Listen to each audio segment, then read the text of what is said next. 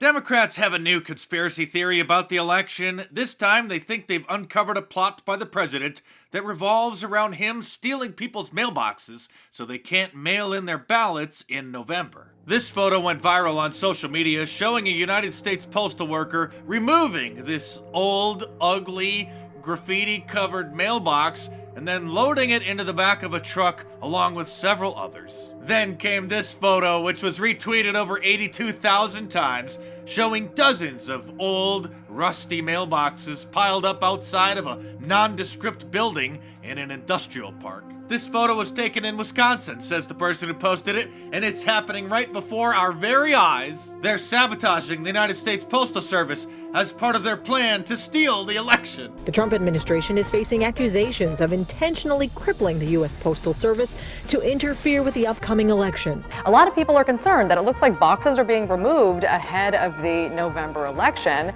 How many mailboxes were removed in the exact same time period last year compared to the last 30 days? Where are the mail sorting machines?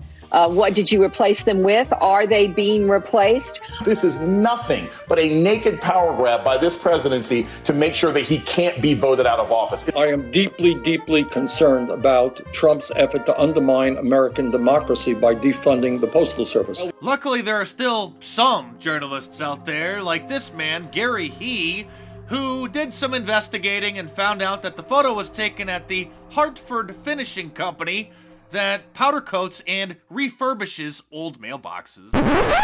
He posted this thread on Twitter explaining his findings and that he did what journalists are supposed to do before reporting on something.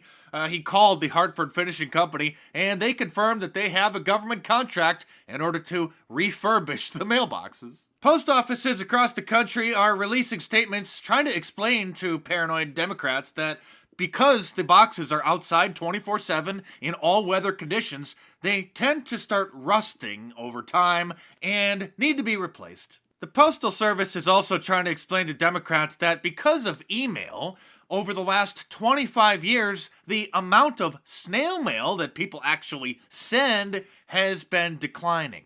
And it doesn't make any sense to send a postman, a postal worker, driving all over the city to 150 different stops when nobody's putting letters in those boxes. So some of the boxes, I guess, are being removed and have been getting removed for decades. The Postmaster General testified virtually on Friday in front of the Senate Homeland Security Committee to try to assure the Democrats that there is no conspiracy. I think that's Devin Nunes' car right there, and Matt Gaetz riding shotgun. Oh my God, what are they doing? Oh, I knew it! The hearing did have a slight hiccup, however. Democrat Senator Tom Carper from Delaware didn't realize that his microphone was unmuted for the group Zoom call. Is Senator Carper there? We'll move on to Senator Langford.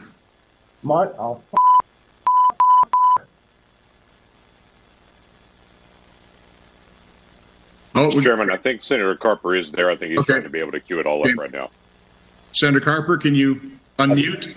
I'm unmuted. Okay, there we go. We don't want to be on TV again. Well, it's too late for that, Senator. This is what YouTube was made for. Of course, everybody knows that the post office is the epitome of the government.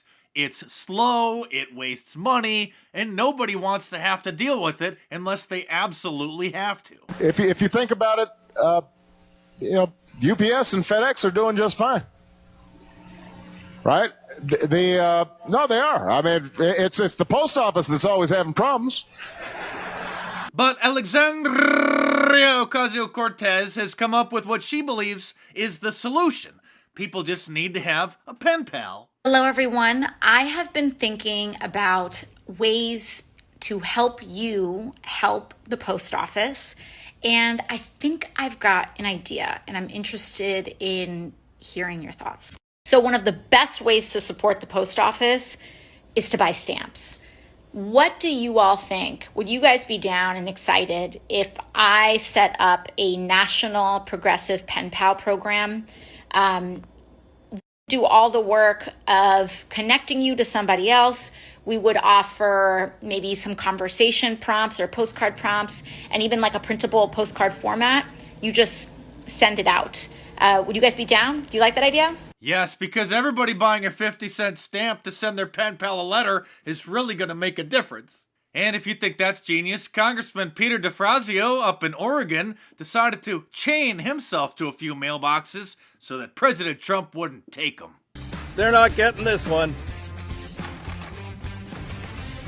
This is not a parody, by the way. This man really is a member of Congress, and he really did this. Thankfully, pop star Taylor Swift is on the case too, encouraging people to request a ballot early and vote early too. Of course, Democrats don't care that people's dogs have been receiving voter registration forms. And cats too. In some cases, cats that aren't even alive anymore. But if you start posting on social media questioning the security of mail-in ballots, then Mark Zuckerberg will step in because he knows better. And now Facebook is testing a new feature to suppress our voices as the election rapidly approaches, called the Virality Circuit Breaker, which will automatically stop posts from going viral, and they'll be analyzed by a moderator just to make sure that what you're saying is okay. They're even getting ready to stop President Trump's posts in case he dares doubt the results of the election in the event that he happens to supposedly lose. They are laying out contingency plans and walking through post-election scenarios that include attempts by Mr. Trump or his campaign to use the platform to delegitimize the results, people with knowledge of Facebook plans said. Facebook is preparing steps to take should Mr. Trump wrongly claim on the site that he won another 4-year term. They're also, quote, working through how it might act if the president tries to invalidate, meaning question or doubt the results, by declaring that the post office lost mail-in ballots or that other groups meddled with the vote. Yes, how dare they allow the president to comment on the election? Of course, the Democrats have been able to post countless conspiracy theories over the last 4 years about the 2016 election and everything the Trump administration does, but the President of the United States needs to have his posts approved before Facebook will publish them. We definitely have an uphill battle with every major communication company and media outlet completely against us.